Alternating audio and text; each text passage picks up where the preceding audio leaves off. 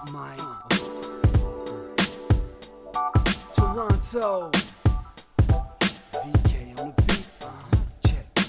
I'm in Toronto, where you wanna get the city love. I'm from Toronto, where you wanna get the city love. I'm in Toronto, like we wanna get the city love. My city love me back for my city love. Welcome to episode 1639 of Toronto Mic'd, proudly brought to you by Great Lakes Brewery, a fiercely independent craft brewery who believes in supporting communities, good times, and brewing amazing beer. Order online for free local home delivery in the GTA. Palma Pasta. Enjoy the taste of fresh, homemade Italian pasta and entrees from Palma Pasta in Mississauga and Oakville. RecycleMyElectronics.ca. Committing to our planet's future means properly recycling our electronics of the past. Building Toronto's Skyline, a podcast and book from Nick Ioannis, sponsored by Fusion Corp Construction Management Inc. And Ridley Funeral Home, pillars of the community since 1921. Joining me today, making his Toronto Mic'd debut, is Amin Bhatia. Bhatia. You know what? You gave me a trick. I'm going to let listenership. Yeah, sure. A thin tortilla. Amin Bhatia. And I think I got nervous. That's like, all Amin, good. I'm nervous in your presence. What a pleasure it is to meet you. It's an honor to meet you, sir. I've heard about you from so many people. Let's name those people. I got time. Let's go. Let's see. Chris Pack, Rob Johnson, Alan Cross, Kim Hughes. I mean, most of the CFNY guys, right? And then, of course, on the musician side directly, Arlene Bishop, Kurt Swimhanger, Chris Tate, Laurie Cullen. There's two Chris Tates. Do you know this? Okay, this is a fun fact. I did not know this. No, I'm talking to Chris Tate from Chalk Circle. Of course you are. But there's actually two Chris Tates who are musicians in Toronto and worked for agencies, ad agencies. Oh my goodness. And I literally thought I was booking Chris Tate from Chalk Circle. And at the door was the other, who's a lovely, talented, he works closely with Lowest of the Low, one of my favorite bands of all time. Okay. They're both great Chris Tates, right. But I got the other one, and I was surprised. An audio producer I worked with for decades, who's my mentor, David Green. There are 3 David Greens in Toronto, and one of them is an editor. Yeah, You need unique identifiers. There's only one Toronto Mic, right? And there's only one thin tortilla. Amin Bhatia. Nicely done. Okay, I'm going to work on this. I think by the end of the episode I'll get it right. But you did drop the name when you ran down that list. You dropped the name Arlene Bishop. Yeah. Okay, I find this to be a fun fact. Okay, so I've had Blair Packham on the show many times. Blair raves about his ex-wife, Arlene Bishop. Right. It's a nice friendship. It's a nice thing to see, actually. That's the model, right, Amin? Yeah. If you can't make the marriage work, then you want to be good friends like that. Yep. And I've met Arlene's son, also Blair's son. I've met him. I've been hearing about Arlene Bishop, and I know Arlene Bishop as a very talented musician. Right. Always on my list to come on. And then she finally makes her Toronto Mic debut, and you do not come up in this conversation. That's fine. Did you listen to Arlene? Yeah, no, it's fine. I did, and I loved it. And you were interviewing Arlene the artist, which is exactly what it should be. Also, what is fun to me is I had no idea she worked with you. It's not that I didn't bring you up. It's that I didn't know you were to be brought up. And that is the multiple worlds that Arlene has, and that's the way it should be. I was looking for a really solid right-hand person as things were starting to take off in my career, and I just needed someone to handle, everything from social media to client. And we had a studio for several years that we ran. And, I'd seen her and Blair performing. I just loved them both as artists individually and together. And then she just replied and she says, "Why don't I do it?" And I'm like, "You're Arlene Bishop. What are you talking about?" Right. She says, "I got to do something during the day." And she's brilliant. She's one of those rare right brain, left brain people that can come up with all this creative stuff, but also be incredibly organized. So absolutely, a large part of my success in my career is wonderful people beside me, like Arlene, and there's others. My wife Danielle and my 2 daughters. We need that list Kelsey. now. Yeah, we need that. Okay, my wife Danielle, my 2 daughters Angela and Kelsey, their mom Rochelle, who is a great mom to them. So we have this similar thing to Blair and Arlene, by which there are ex-wives, I got the same thing too. Yeah, I got the same exactly. thing. And you know what? As you know, for the kids, right? Just you can put all that stuff aside because it's these beautiful kids that we created. My two youngest kids have a different mother than my two oldest kids, and they call the mother of my two oldest kids, they call her T-Dog, and she's essentially like a character. She's a member of the family. Like it's all this modern family. It's everybody gets along, and it's kind of. I can't say we're quite Arlene Bishop, Blair Packham, but we're working on that. That's the goal, right? That's a high where's standard. it going? So Arlene Bishop working with you for many years, and I didn't know this, and I had she came by for her Toronto Mic debut recently. Yeah. But meanwhile, there's this parallel, which you may know I'm interested in all things CFNY, both the Spirit of Radio era and the 90s when I listened for the entire decade. And that's where you'll come in soon. But do you know, I'm wondering if you even know how you came on my radar. I'm guessing it's possibly through Arlene, but I also know that you're connected to CFNY, and I came into it just after the Spirit of Radio days, so just as they were revamping and rebranding, and the whole Edge. Who was the PD when you got there? Stuart Myers. Okay. Stuart Myers and I went to college together. Oh, wow. We were both in the broadcasting program at SAIT, Southern Alberta Institute of Technology. And it's, as you know yourself, right? You stay in touch with people from high school, from college, and things show up from the wildest of places.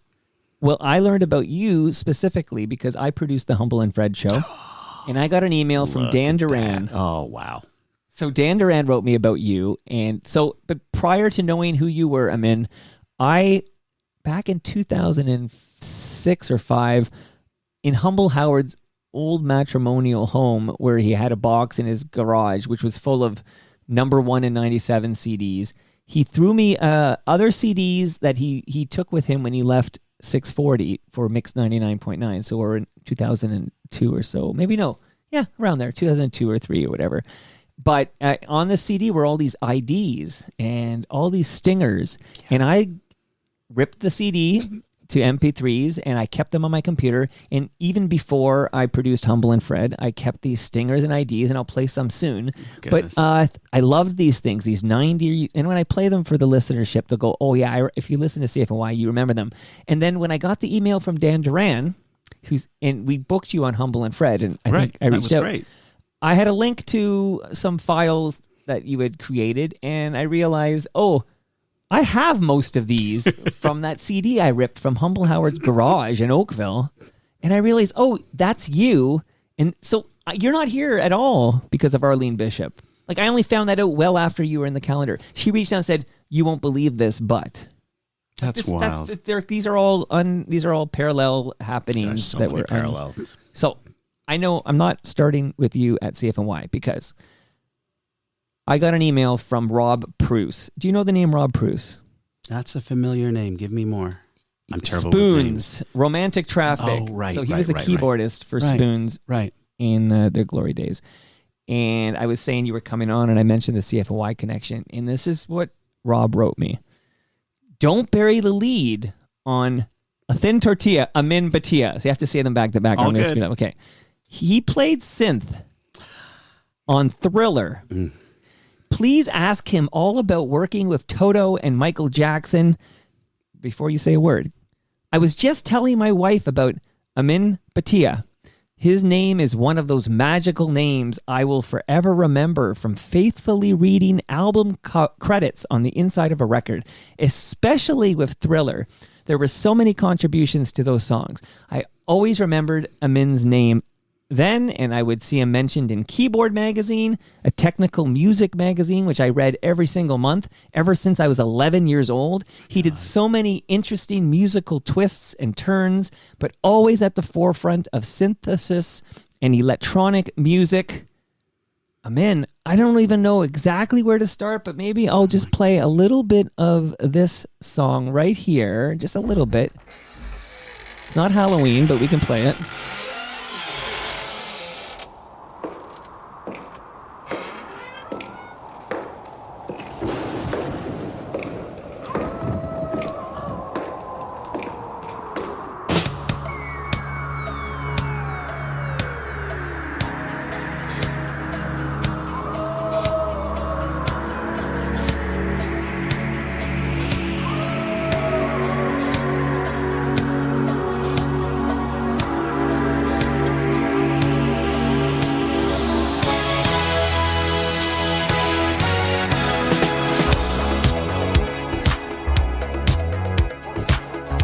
Amin, I need to know everything, man. Like, what does Rob mean you are on this song? Is that Okay. like, talk to Well, you've obviously prepped a whole bunch of material. First of all, Rob, thank you. My goodness. I grew up reading liner notes for Wendy Carlos and Tamita and Steve Porcaro and David Page. So it's very nice to be, liner note idol to someone. Rob's talking about the album Thriller, right? And you just played the title track. Played the from it. title. You Okay, played the so- title okay, track. Okay, right. If you have the whole thing there, you could look up "The Girl Is Mine," which is Paul McCartney and Michael Jackson. We're going into Google Land. Well, that's all right. I'm gonna have some of this hop pop, this wonderful From Great Lakes Brewery. from Great Lakes Brewery, part of your Yeah, good breakfast. have that, and then we're going to hear in a moment, "The Girl Is Mine." I played the title track, but he means the album Thriller. Okay, now it's all coming together here. All good. So I It's a did all my small homework. contribution, I don't but it have an is me. Arlene Bishop working with me, so I have to make my own mistakes here, but...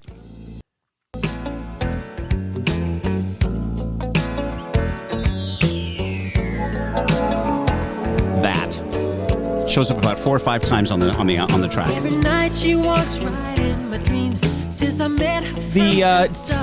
Vocalize it. Can you vocalize it? That little thing at the very top. It shows up a couple more times in the song. So do you appear in the credits for the album Thriller? Oh, I wish.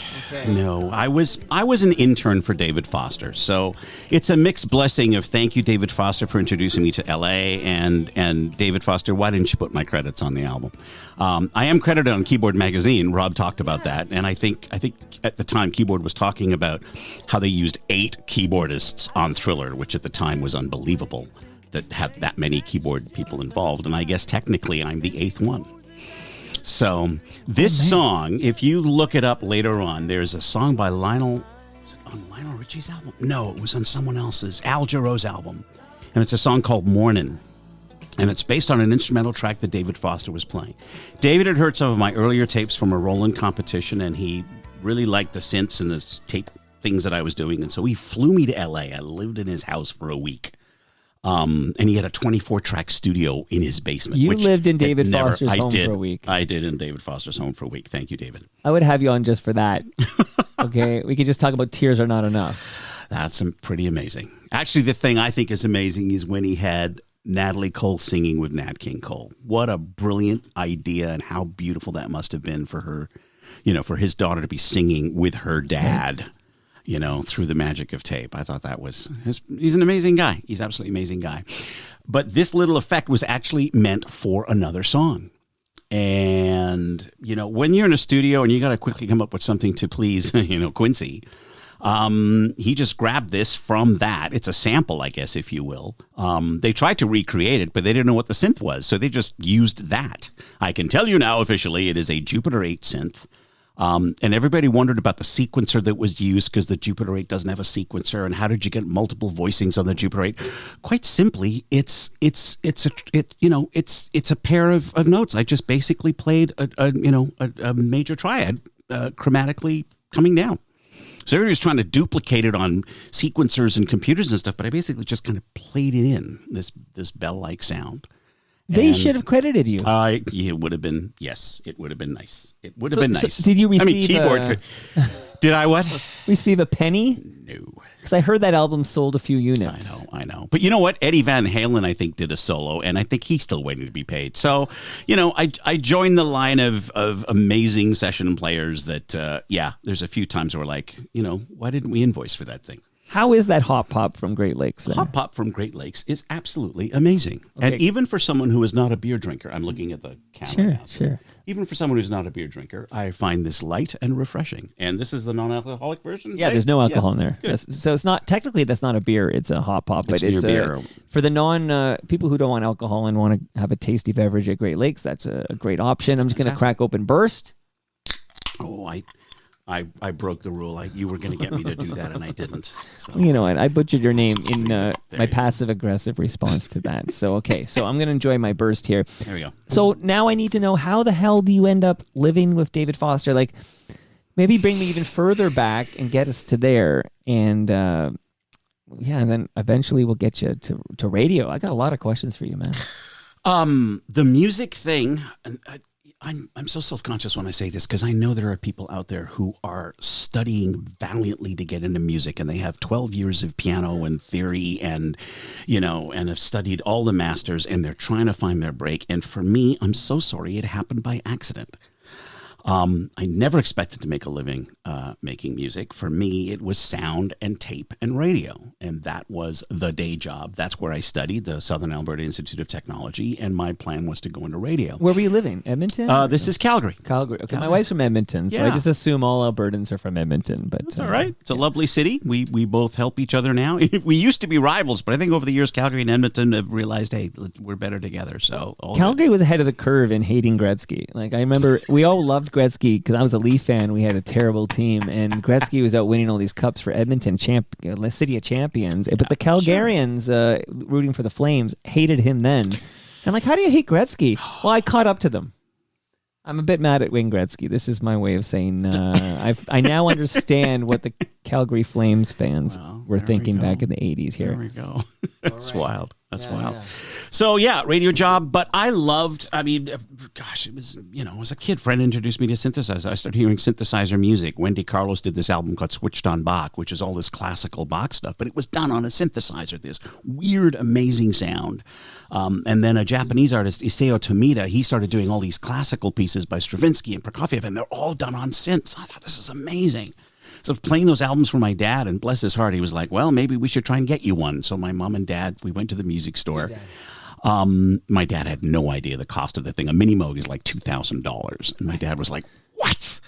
And my mom was like, look, we're not giving him a giant university degree. He's going to technical college. Let's figure something out. So God bless them. They went into their credit card. And remember, that's 2000 and what are we in, early 80s? Where are we? We are earlier. Yeah, we're 1978. Okay, that 2000 was a lot of bucks back then. There was what, sorry? Well, $2,000 back then was a lot more than $2,000 today. It was huge. It was a lot. It absolutely was a lot.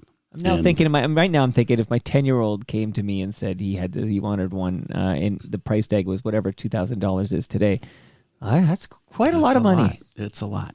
Bless his heart. So you have a good parenting there. Wonderful parents. They were wonderful to me. So it was a combination of synths and tapes and making strange sounds. And because I worked with tape and because I loved all this orchestral stuff, I started building these small pieces of music that got to the attention of a lot of people. I played it for my friends. I played it for my sister Anissa. I played it for my friends Dennis Quinn, Dave Kletke, Bruce Ellert, and they all started saying, we really like this. You should keep doing more of this. And then Roland Synthesizers, bless them, they have a synthesizer competition. So I was working on some music for a radio play. A college friend of mine, Linda Faulkner, was working on this sci-fi thing. So I'd started prepping some music for it. So I put a 5-minute thing together, and I submitted it to the Roland Synth competition, and it won. But just as importantly, the judges on the competition were Oscar Peterson. Tomita was part of it. Bob Moog was one of the judges. And then Ralph Dyke, who was a producer, programmer who worked at Roland in Vancouver. He was the one that got my winning tape. And he was the one that introduced me to David Foster, and he introduced me to Steve Porcaro. Wow. Of Toto fame. Shout out to Stu Stone, who will be here Wednesday. That's like his favorite band of all time. Very cool. Very cool. The David Foster, there's been several times I've had a chance to go to L.A. And because a lot of people ask me, why aren't you in L.A.? You're doing all this shit and you have all these accolades. Like, why are you not in L.A.? There were 3 times in my life that I could have gone to L.A. And that first one was David Foster. David was like, how are you doing what you're doing with a Mini Moog? And, let me fly you down here. Okay. So he flew me down. I sat in a recording session. He picked me up and he said, I just have to help a friend of mine. You don't mind, right? Just hang around in the studio while I'm helping this friend? I said, sure, of course. It's your dime. You've picked me up. You do whatever you want. And his friend was Burt Bacharach. And his friend Carol Bayer Sager. And their friend Neil was coming over to sing this song called Heartlight. And there I was in the recording session for, the Heartlight song by Neil Diamond. And it was very, very overwhelming. And David was like, just sit in that chair right there. That chair right there. Just sit there and just watch. I said, no problem. I'm watching this and watching them try out things and stuff like that. And then this person comes up and screams at me. He says, get the out of my chair. You can swear on this show, man. Can I? Yeah. Get the fuck out of my chair. There you go. Da da da da. It was Neil Diamond. Of course. David had accidentally put me in Neil Diamond's chair. So Fuck out of my chair. that's a nice way to start. And then That's someone a story shows up. you can tell for the rest of your life. Someone shows up and says, "Hey, there's this car that's double parked. We got to move it. Whose car is that?" "Oh, it's David Foster." "Oh, you. Move." So like 48 hours after winning the synth competition, I am moving David Foster's car from one parking lot to another. The whole thing was very, very intimidating. I did not, at that time, have music theory. I didn't learn, I had perfect pitch. I learned to read, to this day, I'm still better music by ear than by sight reading. Interesting. And in LA, it's all about, session players, and you got to have this, and you got to have this, and you got to have this. And I just got grilled. Like, David was wonderful, but all of David's people were like, "Okay, so where did you study?" "Oh, you didn't study." "Well, then why are you here?" It was very, very overwhelming. And because I was into all this classical stuff, that's not really David's thing, right? He was doing, Al Jarreau, and he was doing Michael Jackson and Lionel Richie and stuff. So we parted amicably, and he, thanked me, but we didn't really think much else would come from it. But I have to thank Steve Porcaro, because it was Steve Porcaro years later that had heard my stuff, and he said, "I want to bring you to LA." And at first I turned him down. I was like, "Yeah, thanks, done it. No, thank you." I found the whole thing intimidating. And Steve was like, "If I leave you alone in a studio, can you create music?" I said, "Yeah." He said, "That stuff you play for me, that's not anyone else. That's you." I said, "Yeah." He says, "Then what's the damn problem?"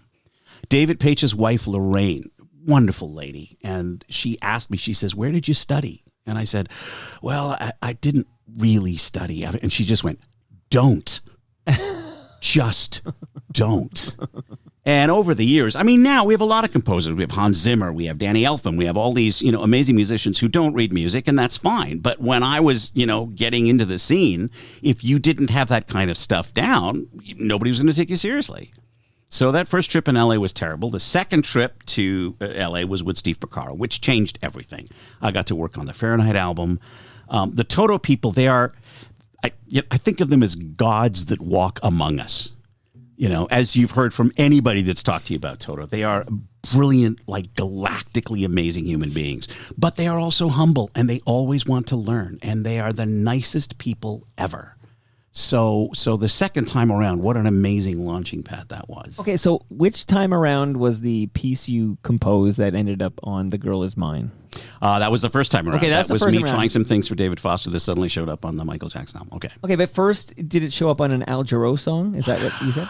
Or was it intended to be? I went back to my humble little radio job working at CFCN Radio in Calgary, and you would know this. The job was to take the 45s that come in every week from the record companies and take the thing and put it on and then record it over to CART, which is an endless loop, right? Right. If your kids ever misbehave, you could get them to thread CART But, I machines. only know this from talking to people like you. Yeah, I've actually never seen yes, this from in old action. people. Yeah, People my age. But that's when I heard it. That's when I heard that little thing on this Michael Jackson thing. And my first thought was, "Oh my God, they ripped us off." Yeah. And it was David says, "No, I just grabbed a sample and I gave it to them." And I was like, "Oh, well." It's not too late to lawyer up here. We could contact Lorne Honickman after this program. I don't know. I just know it sold a few You know units. what? He's amazing. I don't want to make any trouble. It would be nice to get a portion of it, but how much? What's that going to involve? So. And he did fly You're me being down. very, I know. I go through this. Yeah, I gentlemanly didn't about realize this. you'd go into this today, but yeah, I go through this all the time, and I go back and forth on it. So maybe there's a way to figure it out. Maybe David is hearing this, and but he just send a little thing my way. Just it's just a little paperwork. This is. I wasn't planning to do this, but it's sitting on my. No, it's nothing to do with you actually, but it's David Foster, which is that somebody listens to Toronto Mike and knows I talk about Tears Are Not Enough all too often. And they were at the recording, and this was handed out at the recording. Like, I'll let you. So this is basically, because I know at some point we'll do a gift exchange like they do at these international tournaments or something like that. But basically, this was like everybody who was at the recording of Tears Are Not Enough, and David Foster was tapped on the shoulder by Quincy Jones, I guess at a Grammys or something, or I can't remember. I guess it was Grammys, but it's just. David Foster's a guy I would love to talk to. Have you had any contact with David Foster? You know what? Every few years, I see him at something or whatever. It's really not kind of nice because I go visit him backstage and all these people say, no, you can't. And then David goes, "Oh, I'm in. Let him in." So that's nice. It's been a while, actually, to be honest. But yeah, every decade or so, I get a chance to say hello to him.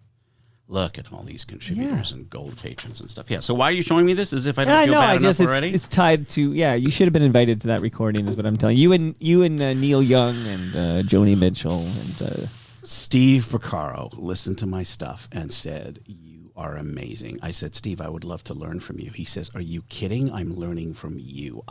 We texted 3 days ago. And he just I was thanking him for something else, and whenever I talk to Steve, I always like, "Thank you for my career," and he just said, "Thank you. I learned more from you than you've ever learned from me." God bless him. Last time I played audio, I had the wrong song because I knew you were on Thriller, and I just thought of the track instead of the album. Well, I'm glad we got the Girl Is Mine. And from now on, whenever an FOTM, and you're now an FOTM, Amin, that's a friend of Toronto Mike, but whenever an FOTM hears The Girl Is Mine, and it's still heard all the time, they'll hear that part. And they'll say, that's FOTM. That's a 19-year-old geek on a Jupiter 8. That's a 19-year-old geek on a Jupiter 8, and that's a thin tortilla, Amin Bhatia. Okay, I'm going to play another song for you here as we enjoy our GLB. Goodness. So let's listen in the headphones.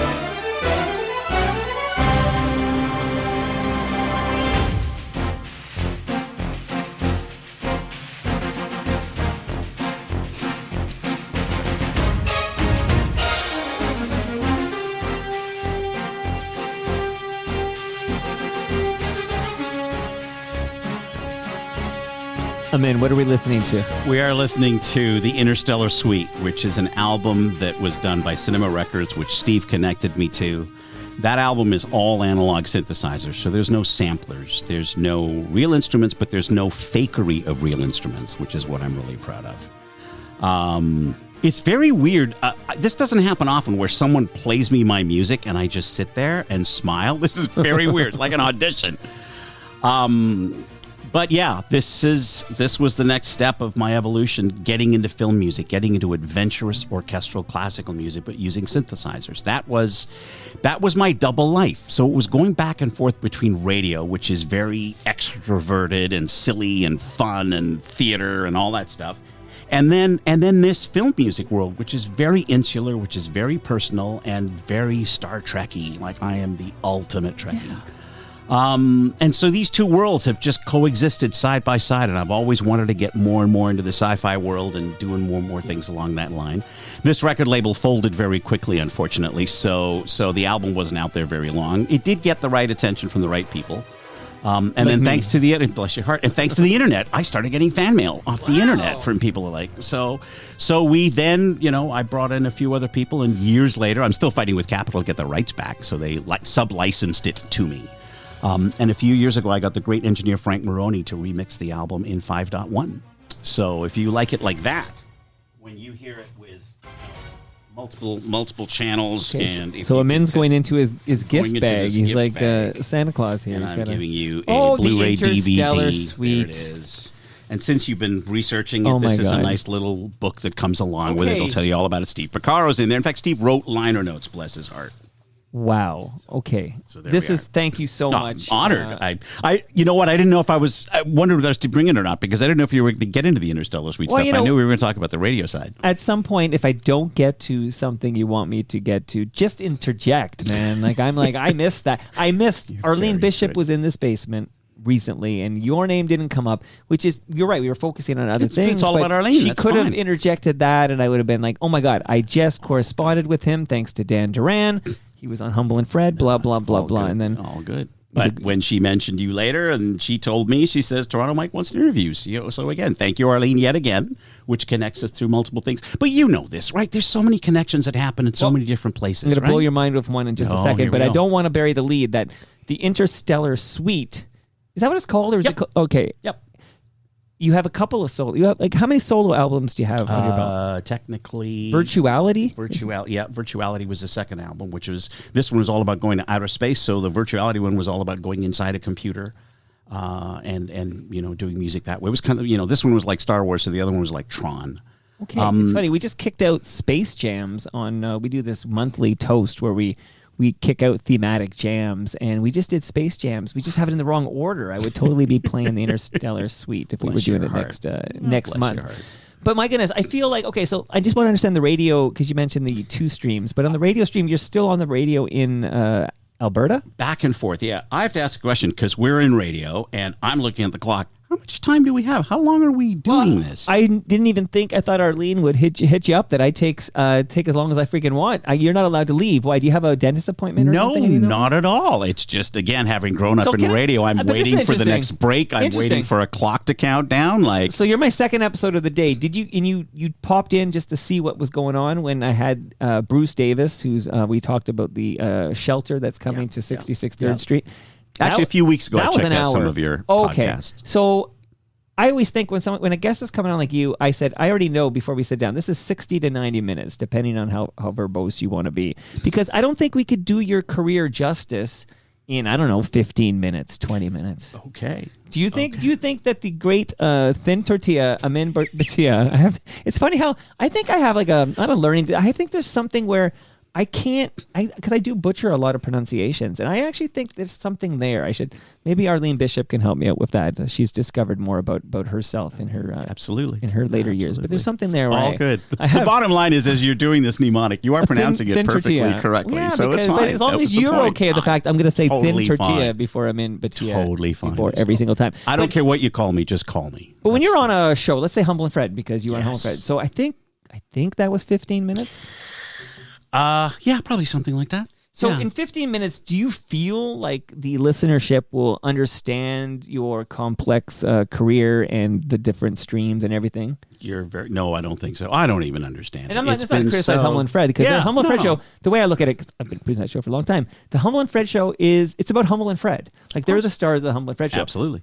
I don't ever think that that I am the star of the Toronto Mike podcast. I think I'm here to shine a light on you and extract as much thin tortilla from you as I can. That's very time. kind of you, and it is a big part of your success because you have a genuine interest in people. So it's an honor to be here talking to you. It's just back and forth for me. It has been really schizophrenic. As I look back on things, I was in radio, then I got into this music thing, and some of it worked out, some of it didn't, and I'd go back to radio, and then I'd come back again. I was in Vancouver for a while with Z95, working with Brad Phillips. That happened after my second daughter was born, and we were trying to start to make a living in Vancouver. But then David Green called from Toronto because he heard my tapes, and I started to get more and more work in Toronto. So we ended up coming up to Toronto, and my first wife did not like Toronto, and I think it contributed to some of the divorce. Yeah, that's tough, yeah. But it's been all over the place. And then every now and then things go dry. So when they go dry, I'm like, well, let me go back into radio. So CFNY was that time where in 92, 93, I was in between a whole bunch of different TV shows, and things were a little slow. And Stu Myers called and said, you got some spare time. Why don't you help us with some radio stuff? And how did Stu know you? Again, we'd gone to college together. Oh, yeah. I should remember that. You told me that earlier. It's all good. Stu Myers, I did once ask Stu Myers' daughter to come on this program when she was on CFNY. She was on the radio here. Oh, very cool. Carly Myers, yeah. And then I'm terribly sorry. What is it that Carly did? How is she connected other than his daughter? Carly was an on-air DJ voice of she was on air at 102.1. So no idea.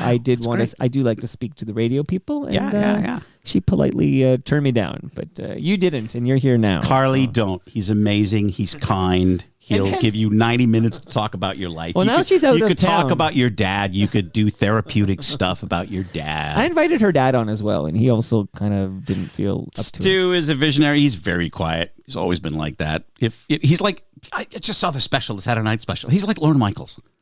Something goes really well. He's like, high praise. Yeah, okay, good. And he just walks out the room. He was like praise? That since college. You know who had very high praise for Stu Myers when I had him over was George Strombolopoulos. Oh, of course. Okay, let me throw this in at you. George got me coffee once. because he was one of the earliest technicians on Humble and Fred, and I was doing a lot of radio production. And one particular time, as he is known to be so kind, he was doing a coffee run. He said, "You need anything?" So George Strombopoulos got me coffee. It's such a small world because he was on the Fan 590 doing all nights there, and he was on with like Jeff Merrick, and they had a show. But he was chatting up Stu Myers because he wanted to get on 102.1, and then Stu gave him an opportunity at 102.1, and the rest is history. The rest is history. Yeah. Okay, and shout out to Bob Makowitz Jr., who was also on that show on the Fan 590, because Bob Makowitz Jr.'s father was the program director, and that's how the world works, right? You get some time overnights. It helps when your buddy's dad is the PD. Can't hurt. Can't hurt. I think you've still got to have talent. You know what? All this nepotism, different people find different ways to get. You're not going to last long. Like, it's a combination of whatever your skills are and then how well you work with people. Oh, without a doubt. Strombo, very talented guy, made a great career out of himself, and Merrick as well, who's had a good career. But here's a voicemail? Not really. It's a recording made by an FOTM when he heard you were dropping by. You ready? Yeah. You're here. And it goes a couple, I'll be honest. Do you remember that show, This Is Your Life? That's what it is you're doing. Like, it can't be. This Is Your Life, Toronto. Okay. So you mentioned it was the early 90s when you got a job at 102.1 The Edge. Yep. And here I'm going to play it, but I will just let you know, we run a couple of minutes. This guy, if he's listening, maybe like 30 to 60 seconds on these, but I'm going to play the whole thing because that's the kind of show this is. Here we go. Okay. Oh, yeah.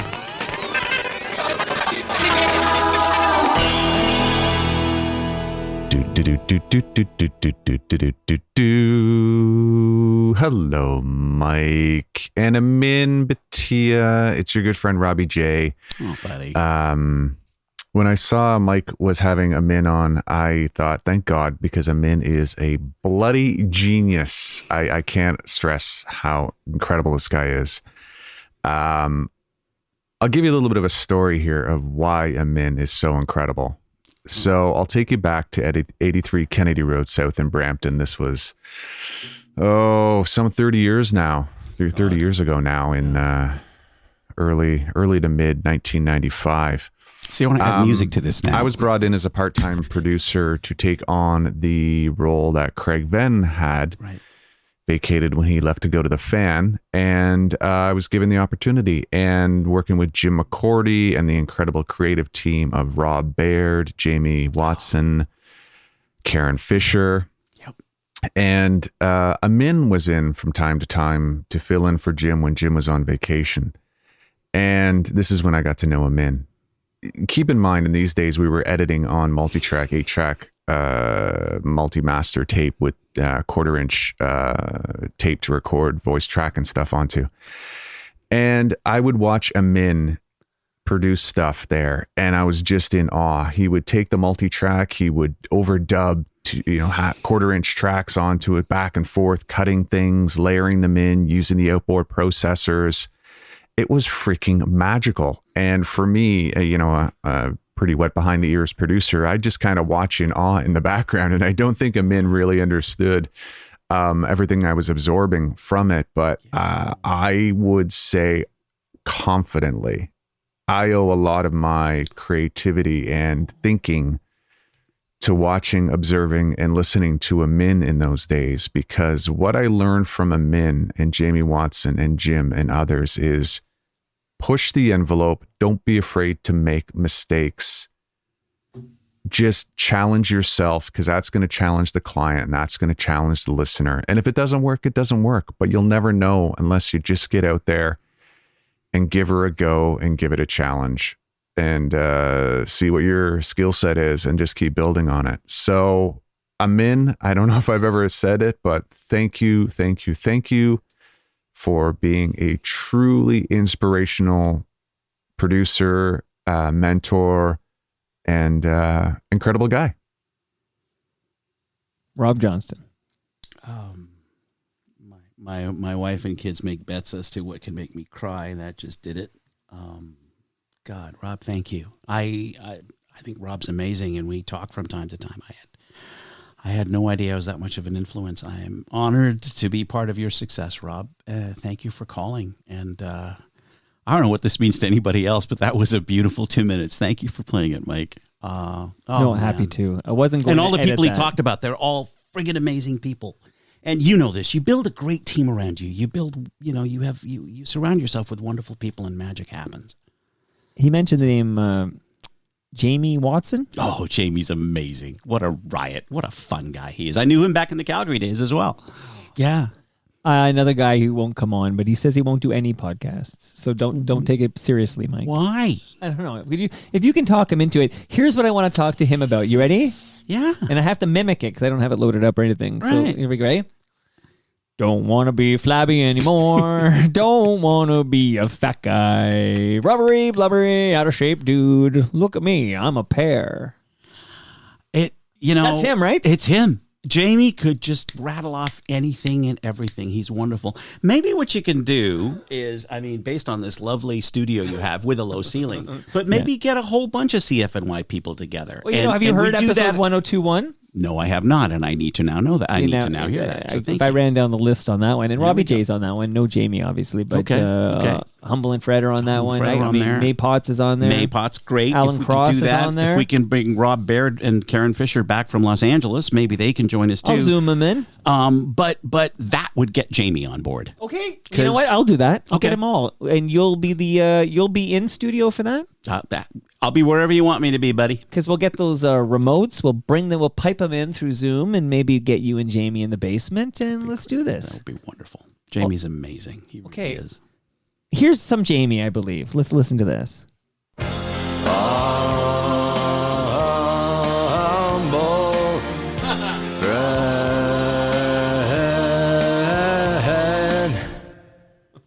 So those are the kind of IDs I was talking about earlier on this CD. Fun with those.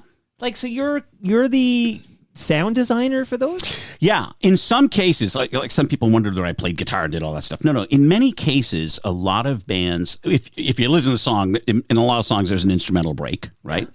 And in other cases, when they're promoting a song, the radio station gets multiple mixes of a song. So they'll get the song that everybody knows, but sometimes they'll get an instrumental version. And they do that so you have commercials. And so you can talk about this next album coming up brought to you from whatever.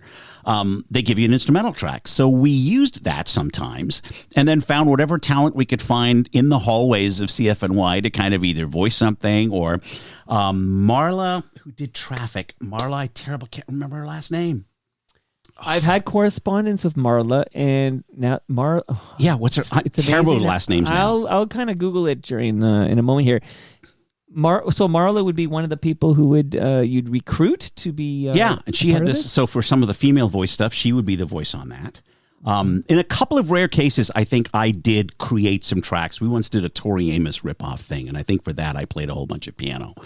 I think they got Tori to sing "Humble and Fred." And so I vamped the piano around all of that, and I got to play with Tori Amos. Of course, she doesn't know. So love Tori Amos. She doesn't know. I'll tell her. Don't worry. But I just Googled. I can't remember. I Googled Marla Traffic CFNY. And what do we get? My own site. Okay, so TorontoMike.com is the source now for this. All I think is Marla MacGyver's, which is a Star Trek character. No, so we're going to get this right here. Hold on here. Marla West. Oh, God. I'm sorry, Marla. I remember I every wonderful thing it, about you. I'm getting really bad at last names for some reason. It's really weird. I'm mildly amused by the fact that I hit up the Google machine and I search for something I'm looking for, and I'm my own source. Isn't that interesting phenomenon? There's got to be a word for that. Cool. Yeah, got to be a word for that. Yep.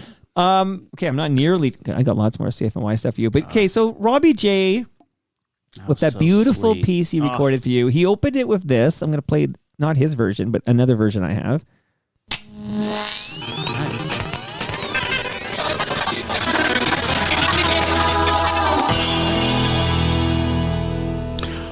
That last chord is me on synth. I think I brought some of my synth stuff up to CFNY, and so I did some of that stuff. All the other stuff is just random production library that we found from all sorts of things. And it's funny what Rob was talking about as far as layering and things like that. I mean, that's the kind of stuff that I would just fly onto reel-to-reel tape. And we had a 2-track tape machine, and I still think I can play tape machine better than I can play keyboards. Oh, that's funny. You just cue things up and know. Right. You learn how to back time reels. That's one of the things I taught Toto. They'd never seen that before. The idea of back timing a reel and seeing how many revolutions it takes to get to a downbeat. And, you know, I mean, DJs do this all the time, but there I was teaching Toto tape machine tricks, which is pretty wild. So I like this ongoing history of new music theme song we're doing right here, this deep dive here. So I'm going to play it again. So it's just like stuff. It's stuff. The really fast rapid fire stuff, the CD players were just starting to get into that search function. So we just grabbed, you know, a production library thing and put it in and just and hit the skip button and go right. And then because we were trying to do a history of music, right? So you know, which piece of music do you pick? So I thought a whole bunch of them. So right. And then you just with your synth, you hit a note there. Big thing at the end, and we needed a vocal swoop, so we got that from some library somewhere, and then there it was. Okay, one more time. And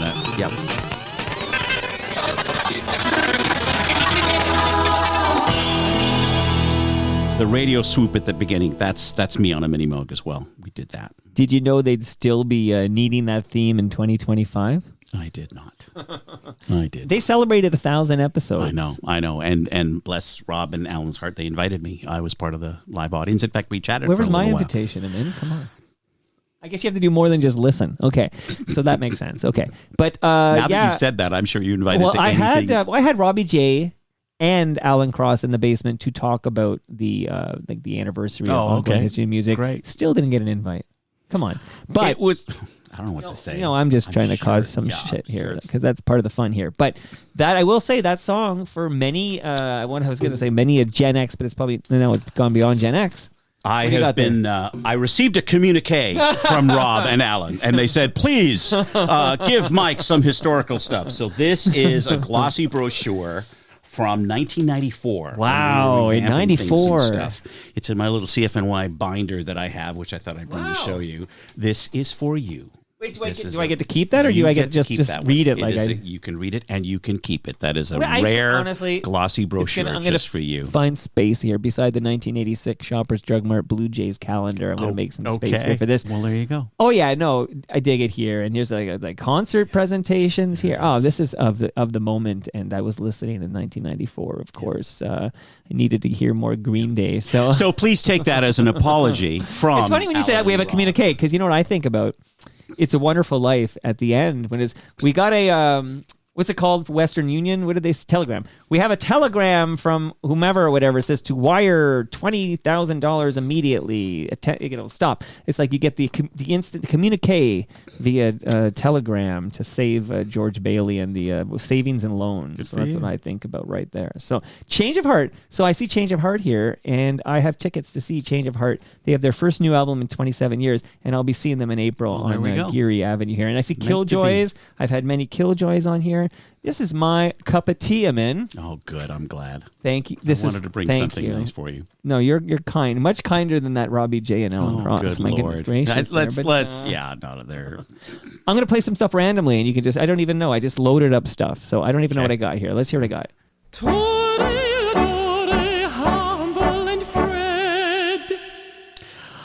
That is a very famous opera singer who was singing with the Toronto Symphony at the time. She was an amazing guest. I don't remember her name, and I feel terrible. Could it be Nisha? She's the real deal because there's no one on staff who can hit that note. No. She came in, and I just asked her what her repertoire was. And again, because I'm a classical geek, I said, do you know Carmen? She said, I know Carmen. So I just played some chords, and then I fattened that up with some synths. So yeah. I love hearing how this stuff came together. Okay, so I have a few more here. Humberland,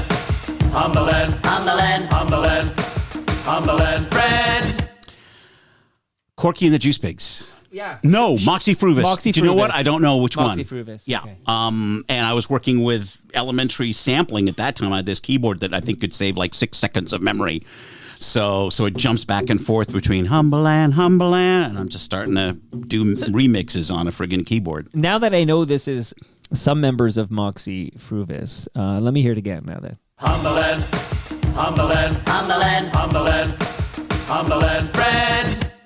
These are the kind of ideas I'm talking about. Okay, let's get in the holiday spirit. Oh, little town of humble friend. Whose voices are there? That is Rob Baird, Karen Fisher, Jamie Watson, me, and I think on some of these we brought Jim McCourty in because Jim actually has a very good singing voice. And then we recorded it first, and then I went back to my studio and I added all the church bells and sound effects and music, and these were fun. Love hearing how these cakes are baked here. It really That's disgusting. Humble and Fred. Hallelujah. That's a popular one, right? They play that one quite a bit. That's Disgusting Hallelujah came from a production library back in the 70s. You know, they had a jingle singer and they had jingles just doing all kinds of silly things. so this is not you. That's not me, but me singing Humble and Fred, that's about 4 of me in there. Okay, let me try it again. So then. customized. That's disgusting. Humble and Fred. Hallelujah. Gotcha. So it's, And some added library some bass thing. synth, I think some orchestral synth stuff to it. Just Oh, to make geez. it. Okay, no. I don't. And again, you know what? Yeah. That's the beauty of radio, right? People talk about this when they're sampling or DJing, right? You just have all these elements just sitting around, and you just grab the fastest thing that will get you to finish that deadline so that you can move on to the next project, right? Absolutely. What am I going to play? Okay, so you mentioned the Carmen. I have another version. Let's see if it's any different here.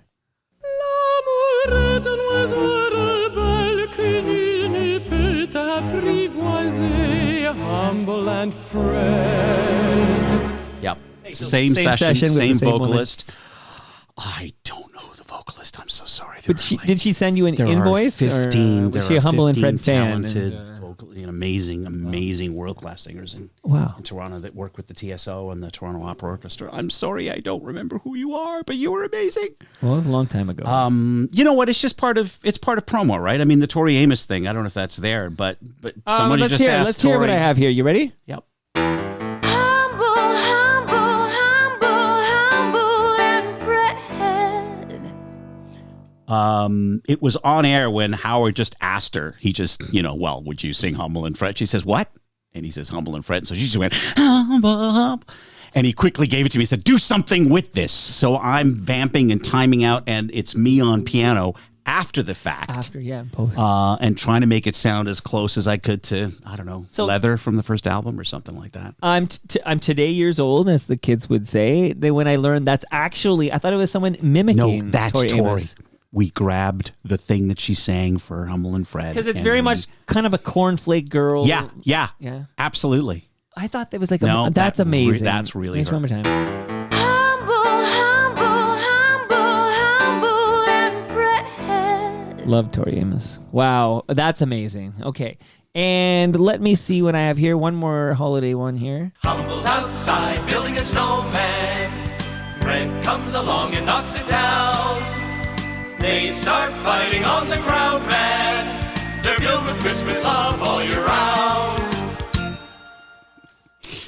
So funny. You can just see Humble and Fred out smiling and throwing snowballs and stuff. I think that's the same group that I was talking about earlier. So Rob Baird, Karen Fisher, me, Jamie, and I think Jim Cordy. They sounded good together. Yeah, we had fun. Did you consider taking it, I don't know, starting your own little jingle company out of this crew? There are so many jingle companies out there. I do a lot of work with Ari Posner, who works with Pirate Radio. I mean, they all do such amazing things. I will say, when you're inside a radio station, it's its own form of pirate radio. Like at CFNY, we were encouraged to do anything. And so Jamie, me, Rob, Karen, we would come up with the silliest stuff. And within hours, it was on the air.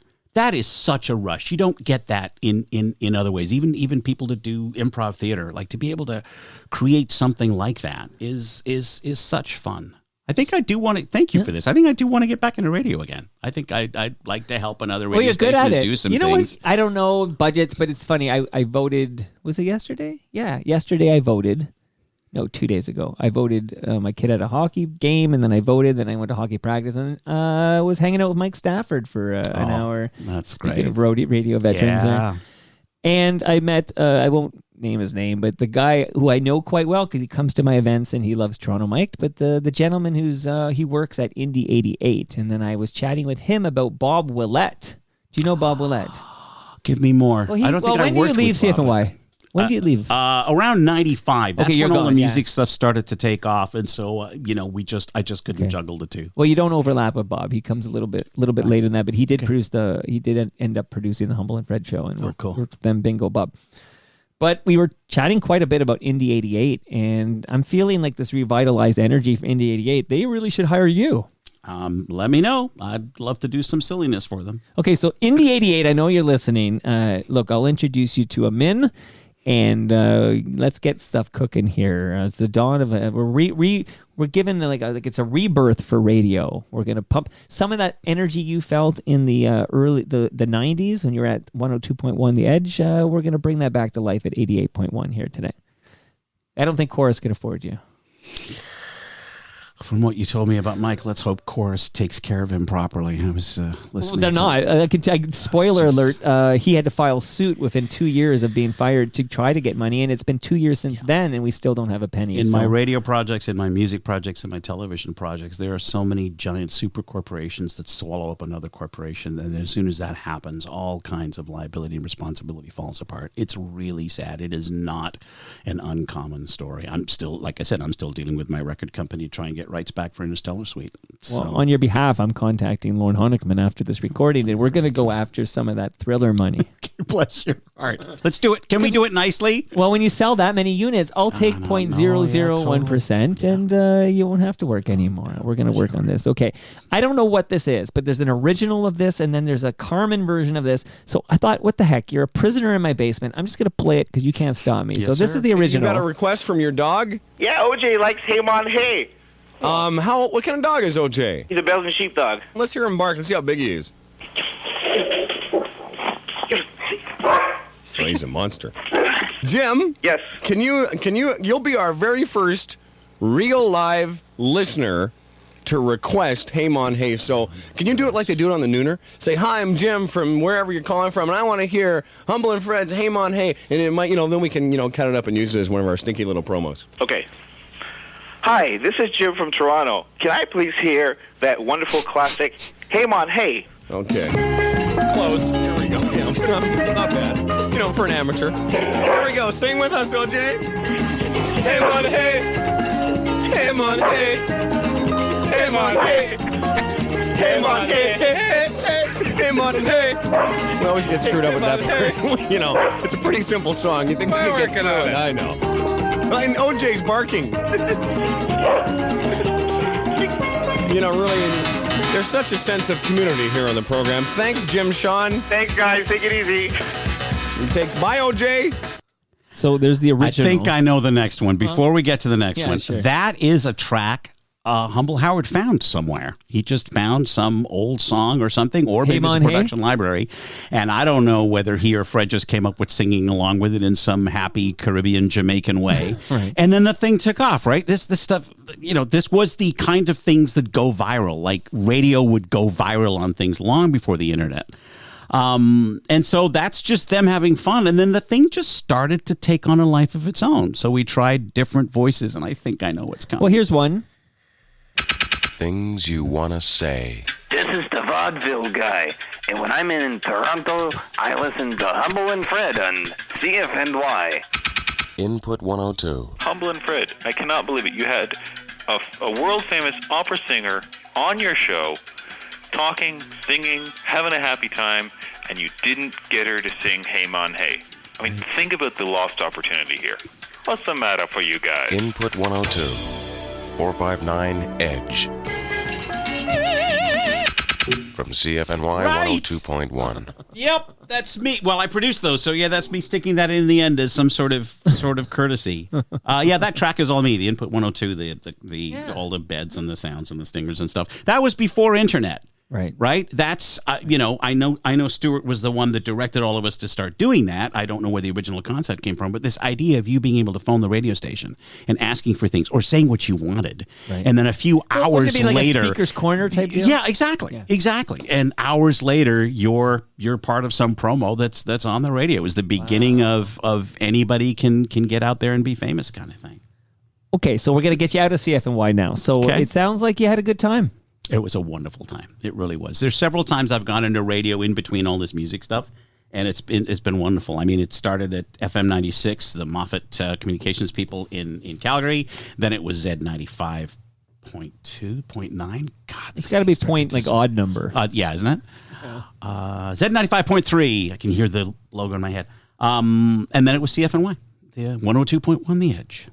Okay, and when you got there, Stu Myers was the PD. Yep. When you left, was he still the PD? Yes, I think so, but I think he was being groomed for the next level of the Empire kind of thing. Okay, cool, man. So you're a part of this this station, and it was an amazing time. The doc doesn't go as far as, I think it ends in 92 or something, but they made a documentary about CFNY. If it ends at 92, then that's just before all of this happened. So that's the spirit of radio, which itself was amazing, right?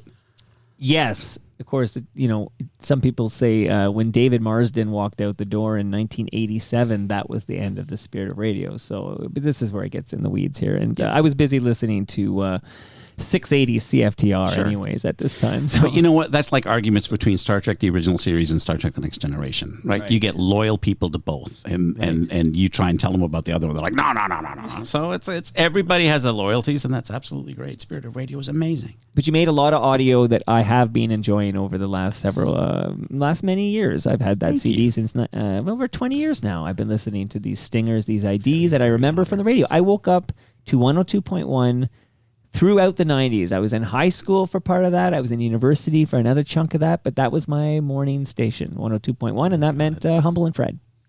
It's very cool. You think it's cool. I just realized I now produce that fucking show. So, I'm sorry, pardon my French, but I am now producing Humble and Fred. I just had this realization, like, I now produce that show. There you are. Exciting times. I gave you the lasagna. Did I give you lasagna? No. Is this what this is? Oh, lovely. Well, the box is empty, but it's in my freezer. Right. Okay, thank you. But would you take a Palma pasta lasagna with you, Amin? Love it. My wife and I love Italian food. Okay, good. Thank you so much. Palma Pastas in Mississauga and Oakville. People can go to palmapasta.com. Do you say pasta or pasta? I'd like to have some pasta. I think I say pasta, but I've been known to sometimes go pasta. See, it's funny. I think I naturally it's like Americans, say pasta. Sorry or sorry, right? Depending on. Sorry, go on. You were going to say what? No, I think I naturally say pasta. Pasta. And many a Canadian has told me it's actually pasta, and that Americans say pasta. And at this point, I don't want to do anything like the Americans. Okay, so if you tell me Americans say pasta, I'm going to marry myself to pasta. Okay, this is where we're at now, But I have the lasagna. We're enjoying our Great Lakes beer. Thank you. I want to shout out Nick Iones. He is the CEO of Fusion Corp Developments, Inc., and Nick was my guest a couple of weeks ago. He's the newest sponsor of Toronto Mic'd. His fine podcast is called Building Toronto's Skyline, and you can subscribe and listen to that. He's also got a new book called Battle of the Skyscrapers. Interesting guy. Hear him on Toronto Mic'd. To go back into the archives for Nick Iones. RecycleMyElectronics.ca. Amin, I'm wondering, you must have how many what are they called? Synthesizers? Do you know, you were talking about this earlier, and it's not even so much synthesizers now. I have old hard drives. I even have a couple of old computers, and I want to dispose of them responsibly. So when you were calling out your sponsors, perfect. Thank you. This is for you, man. Yeah, RecycleMyElectronics.ca. Fantastic. And it's funny because I was looking at your list of awards you won, and I'll see you won the Roland International, so I guess the synthesizer competition, Roland Japan, you won that. You're a grand prize winner, you're a first prize winner, but you've won a lot of great awards, and we'll touch on them later. But I would think you might have a museum or something where you have these great old synthesizers or keyboards, these Rolands or whatever, on display. Well, for a while I had a wonderful studio on Adelaide Street, and it was a lovely building, but it was getting hard to maintain. And then as things have evolved, and boy, was it helpful during COVID. A lot of us have our studios at home. I have a rig actually not that dissimilar to what you have. You have a higher ceiling, I bet. Pardon me? It is a little higher ceiling, yes. It is. Stop showing off, okay? Yeah. Ridley Funeral Home at 14th and Lakeshore, and the great podcast from Brad Jones there is called Life's Undertaking, and that's another. So while you're subscribing to all these podcasts, throw that on the list. Life's Undertaking with Brad. That's a great name. Jones. I have some more audio, but I don't want to play it quite yet. I guess I'm curious. You mentioned you had to leave radio because you were too busy with other stuff. So what are you busy with that you don't have time for CFNY in the mid-90s? I think in the mid-90s, the music projects I was working on really started to take off. I got into a lot of animated stuff with Nirvana and Chorus, interestingly enough. Tales from the Crypt Keeper was a big show. I think we're going to do a soundtrack of it on Terror Vision Records coming up. And that just started getting me into this world of orchestral music with synthesizers. That's what I love to do. That's what, when a show succeeds very well, then that's the kind of thing that starts bringing you residuals that you can make a living on. And then that led to some other big shows, like John Was Once a Thief, and then that led to Flashpoint, and then that led to... Flashpoint's a big one. Flashpoint is huge. Flashpoint was a moment's notice. The original person that did it didn't quite come through, and so they had heard our demo, and suddenly Ari Posner and I are scoring Flashpoint. And Flashpoint is the third reason I didn't go to L.A. The second reason I didn't go to L.A., Steve Porcaro was getting all set up to sponsor me, and we were getting all kinds of things done. And then there was a family tragedy, which I don't talk about often, but I'm allowed to talk about now because I checked with my daughter Angela, and she said it was okay to talk about this. I have a sister. Her name is Anissa, and she lives in Calgary, and she's an amazing person, and she has 2 kids. I had a sister named Nina. Nimet, actually. At my pivotal year, the contest had just happened, doors were happening, Interstellar Suite was happening, and I was getting ready to move to L.A. My sister was having a baby. And because of complications at the hospital, there was a problem. And the baby survived, and my sister did not. 1989. I want to be accurate about this. I also don't want to be sensationalistic about it, because it's not something... I don't think I've ever talked about it on the air before, so congratulations. Well, I'm so sorry. And thank you. You're sorry that, well, I'm so sorry yes, that and I appreciate your sister Yeah, no, I passed appreciate that very much. We took a bad thing, we turned it into a good thing. My first wife, Rochelle, and I were the only ones in the family that were of the right age to adopt, and we'd been thinking about kids, but suddenly this happened. And Nina's boyfriend, it was too much for him. He was grief stricken, understandably so. So he wasn't ready to take that kind of commitment. So we just did the right thing. But as a result of that wonderful thing that happened, my game plan for LA changed, because we were being interviewed as parents. Social services had to come in to make sure that we were good people. Right. And so they could show up on a moment's notice. They could just drop by and say, "How are you doing?" and make sure that we were good parents. So neither of us could leave town. And so, for a year, for nearly 2 years, that's the kind of life it was. But then things started to open up in different ways. Things started happening in Vancouver. And then David Green in Toronto, bless his heart, he started getting me sci-fi series. I was working on the Ray Bradbury series. I was working on John Was Once a Thief. And all these things started to happen. And so Toronto became it. And then the third time for Los Angeles, around 2008, I said, you know what? I want to go bigger. Let's go bigger. And Steve was helping me on the second album, Virtuality. We were in the middle of that. And they got a call on this demo. Please submit some music. And that became Flashpoint. Wow. And Flashpoint became huge, because Flashpoint succeeded here on CTV. It also did unbelievably well in CBS.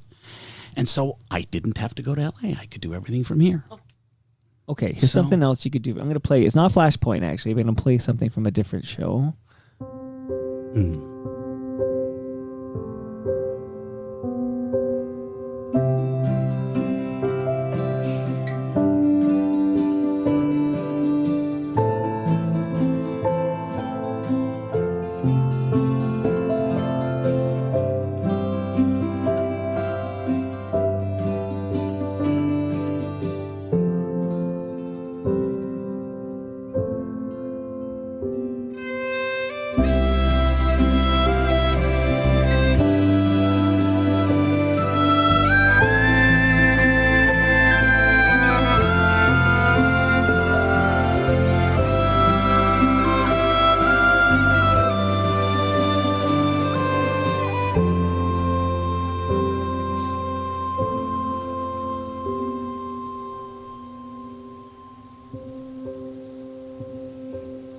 That's from the Anne with an E soundtrack, and it was my idea to begin the album and end the album with sound effects, which was an homage to my radio days. Yeah. There's always a gig for you here, but I can only pay you in lasagna and beer. Bless your heart. Help out you any way you want. up the imaging game on Toronto Mike. This is really unique, and I'll tell you why. Because 10 minutes ago we were listening to tracks that was me and Rob and Karen and Jamie in a room just having fun, and then this is another world for me. But it's the same sort of thing. It's Ari Posner on piano. It's Drew Jureka on violin. It's Kirk Starkey on cello. It's Kirk's wife, Sarah Traficante, on flutes, and it's Joel Schwartz on guitar. All put together with the music contractor Bev Spotton, and we did the soundtrack to Anne with an E, and all combined that stuff. And that particular track was actually only like 40 seconds long. And when we were making it for the album, we had to try kind of extend it. So then I took the multi-tracks, and just like this Tori Amos thing we were just doing, that opening is actually the same piece twice. But I just didn't have all the I didn't have the flutes and the violin and the other stuff. I just had Ari's piano, and then repeated it using the rest of the band. And so that's my radio world and my music world at the same time. It's pretty cool. What a nice convergence. And because I knew it was popular and because I wondered whether they bring it up, there is the soundtrack to Anne with an E, which we present to you with our gratitude from Ari Posner. You're going to be invited more often. You bring me nice gifts here. Anne with an E is a big deal too. Oh, what? And again, you know what? This is a strange thing. Anne with an E was another case where we had submitted a demo. Not much came from it. And then the person that did do it could not keep up with the deadline. So we get a call saying, you're on. That's happened several times in my career now, where suddenly, you must see this, and you must have gone through this yourself, right? There's people that go, you're going to be a star, I'm going to make you famous, and all that shit, and nothing happens. Right. And then somebody else comes up and says, hey, can you help me with this thing? And the next thing you know, it just takes off. You can never predict this stuff. You really can't. And that cut I pulled is called Good Night, Anne. Yeah. But also, and we'll let it takes a bit of time to open up here, but if you have a good night Anne, you need a good morning Anne as well, because that's how the days work around here, man. So there's nights and there's mornings, and then there's nights and there's mornings. The great melody is by Ari Posner, my co-writer, my wonderful find. Well, you mentioned so that's me on strings, and then Ari comes in on piano. And he does the music for I almost called it Age of Persuasion. Age of Persuasion, but it's called Under the Influence. It's now. Under the Influence now, yeah. Right. I know that he gets a shout out at the end of that podcast.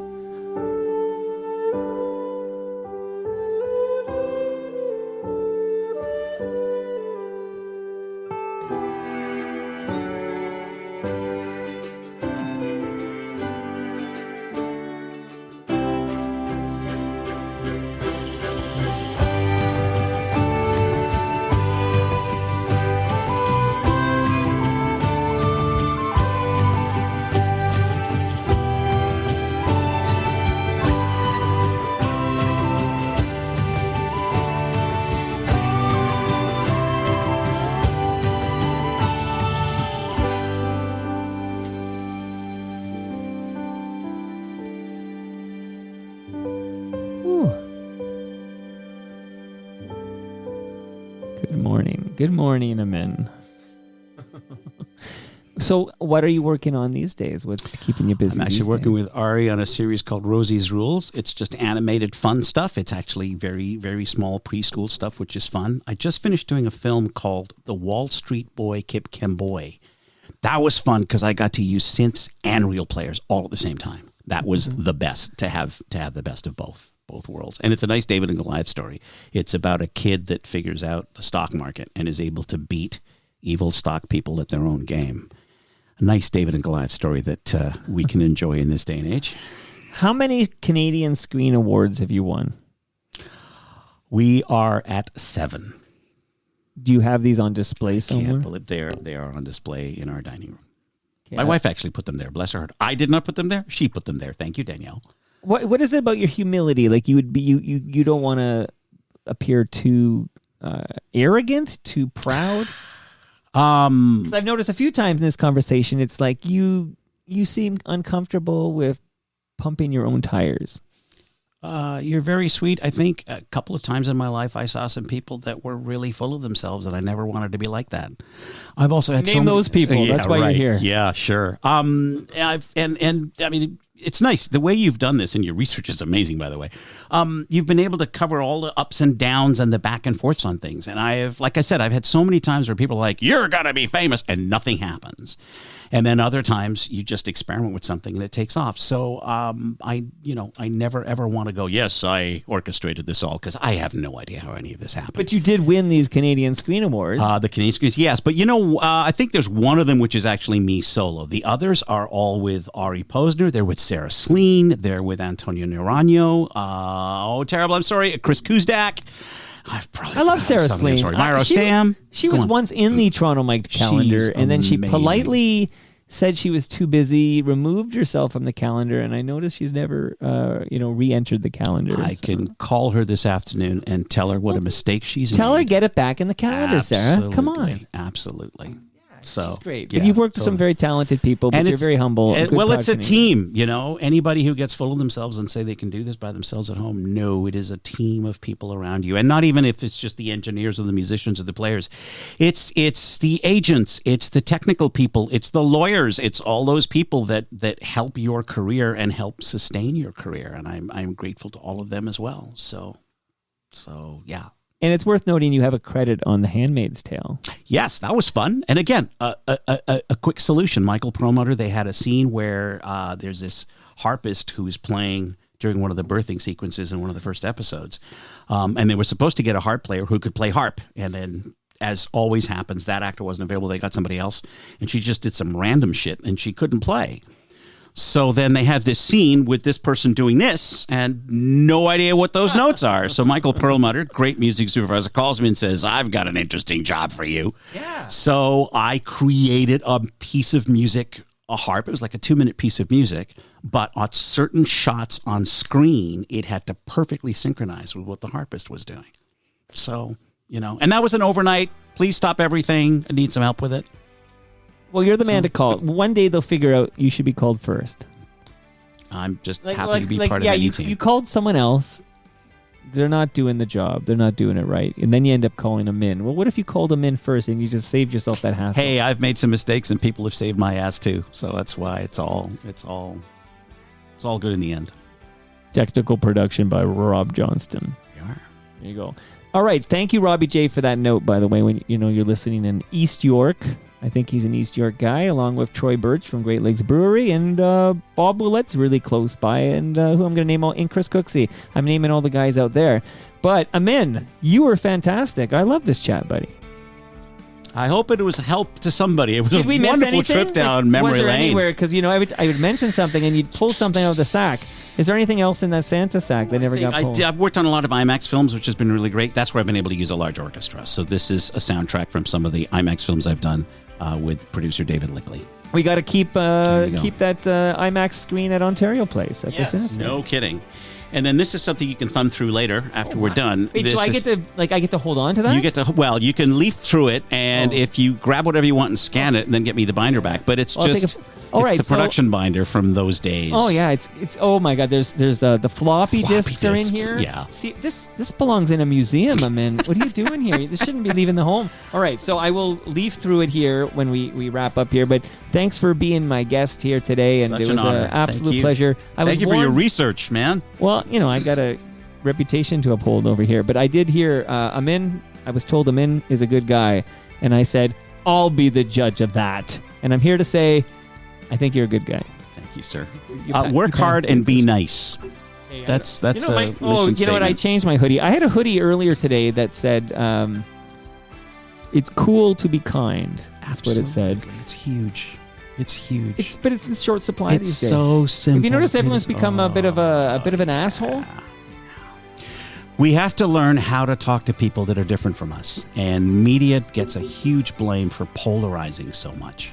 It doesn't matter whatever your political affiliation is. We're all supposed to be able to understand where the other one's coming from, and that has gone wrong on a galactic level. So even the person next door whom you may not like, or that person whom you know is a different politic than you, get to know them, understand why they feel the way they do. Gosh, we started getting into all of this. We just have to be able to learn how to get along with each other and just be nice, be humble. Remember that the other person is also important, and go from there. And that, I was gonna say, and that's one to grow. And that's one to grow on. Didn't know we were going there. And that's one to grow on by a thin tortilla, Amin Bhatia. And that brings us to the end of our 1,639th show. Wow. Go to TorontoMike.com for all your Toronto Mike needs. This cover of Rosie in Grey by Lowest of the Low is by the aforementioned Rob Pruce. Like he made this closing theme cover, and these are Easter eggs at the end. So he does Rosie in Grey, and he knows things that were mentioned on Toronto Mike episodes. This is the Pizza Nova because Alfie Zappacosta came on. So Yes. you get these like Easter eggs at the end, and he's going to give us an updated version soon. And this is his big hit because he's got a co-write credit on Romantic Traffic, which was like his big hit. But maybe he's got a Honeymoon Suite co-write credit on a hit too. He was there for a while there. Oh my goodness, I'm running out of song. Come on, Mike. Much love to all who made this possible. That's Great Lakes Brewery, Palma Pasta, RecycleMyElectronics.ca, Building Toronto Skyline, and Ridley Funeral Home. See you Wednesday when Stu Stone returns.